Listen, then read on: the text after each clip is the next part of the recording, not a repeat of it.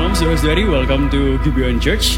Di sini bukan tempat untuk orang sempurna, tetapi tempat di mana kita bersama-sama disempurnakan oleh kasih karunia dan Injil Yesus Kristus.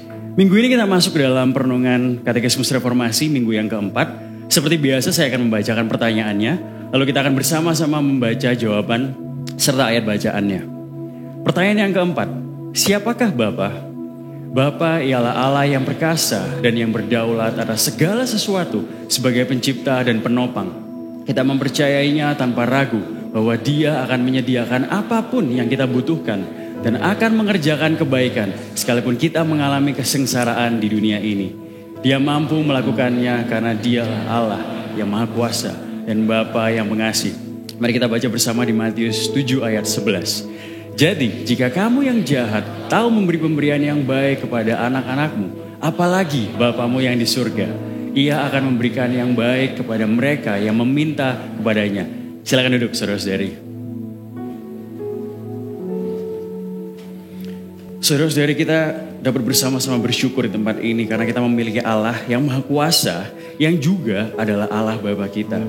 Dia adalah pribadi pertama dari Allah Tritunggal, yaitu Allah Bapa yang darinya segala sesuatu berasal. Allah Bapa tidak hanya menciptakan seluruh alam semesta, tetapi Dia juga adalah Allah yang menopang dunia ini dan segala isinya. Bahkan Ia telah menetapkan hidup kita semua dari awal hingga kesudahan, dan Dia yang akan menopang kehidupan kita seutuhnya. Dan oleh sebab itu, inilah alasan untuk saudara dan saya dapat sama-sama bersandar di dalam kedaulatannya. Dialah Allah yang begitu mengasihi umatnya, yaitu Anda dan saya. Dan kita dapat sama-sama melihatnya ketika Ia memberikan anaknya sendiri yang begitu Ia kasihi untuk turun ke dalam dunia, menjadi serupa dengan manusia, taat sampai mati, dan disalib untuk menebus kita dari dosa. Meskipun Allah mengetahui dari sejak semula bahwa kita manusia akan memberontak akibat dosa, namun Ia tetap merancangkan keselamatan bagi kita semua. Dan pengorbanan anaknya adalah bukti akan kasih-Nya kepada kita. Dan hari ini kita dapat sama-sama sepakat dan setuju bahwa hanya oleh kasih karunia Allah semata kita semua diselamatkan. Dan saudara, keselamatan tidak hanya berbicara mengenai jaminan akan kehidupan kekal yang sifatnya mungkin di masa depan, tetapi keselamatan juga berbicara mengenai pemberian hati yang baru. Dulu kita memiliki hati yang keras. Kita tidak mampu dan kita bahkan hidup di dalam pemberontakan akan Allah. Tetapi oleh karena kasih karunia-Nya, kita kini diberikan hati yang lembut. Dan dalam kata lain, kita dimampukan untuk hidup dalam ketaatan. Sehingga melalui proses itu, kita dapat mengalami kemerdekaan yang sejati, yaitu kemerdekaan yang hanya ditemukan di dalam Kristus Yesus, Tuhan kita. Dan kita juga bersyukur bahwa Dia bukan hanya Allah yang transenden dan maha kuasa yang seringkali berkesan jauh di luar sana, tetapi Ia juga adalah Allah yang imanen, Allah yang personal, dan Allah yang dekat. Dan oleh karena karya Kristus yang sempurna di atas kayu salib, maka hari ini kita dapat memanggil Allah dengan sebutan Bapa.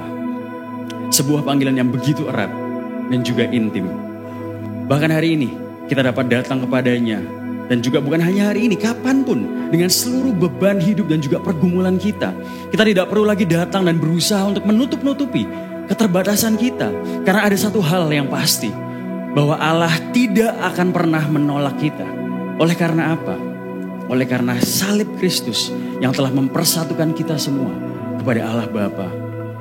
Tim Keller pernah mengatakan bahwa satu-satunya orang yang berani membangunkan seorang raja pukul 3 pagi hanya untuk meminta minum hanyalah anaknya sendiri.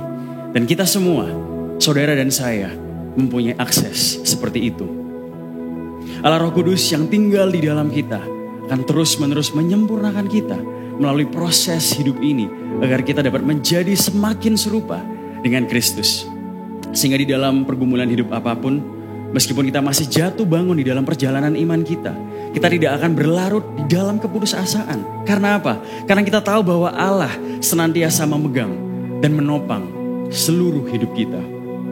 Seperti yang dikatakan dalam Filipi pasal yang pertama ayat yang ke-6. Dikatakan bahwa Ia yang memulai pekerjaan yang baik di antara kamu akan meneruskannya sampai pada hari akhirnya, yaitu pada hari Kristus Yesus. Dalam kata lain, saudara-saudari, Allah Bapa tahu yang terbaik untuk kita semua.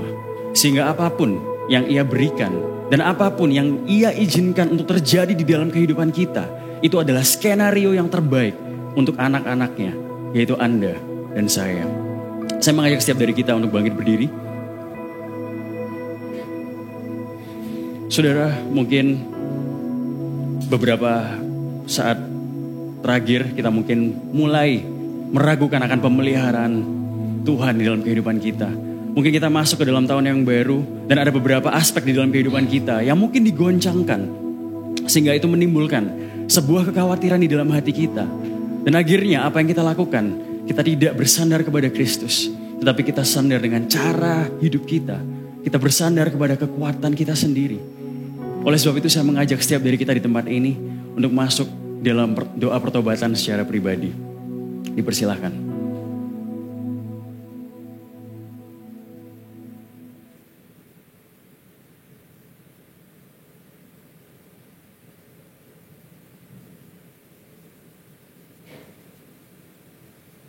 Bapa di surga, ampuni kami yang seringkali di dalam goncangan hidup kami tidak berlari kepadamu, tetapi justru kami mengandalkan kekuatan kami.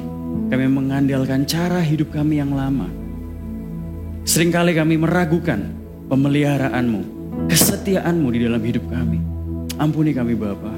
Dan biarlah Allah Roh Kudus, Engkau yang senantiasa menuntun setiap perjalanan iman kami ke depannya.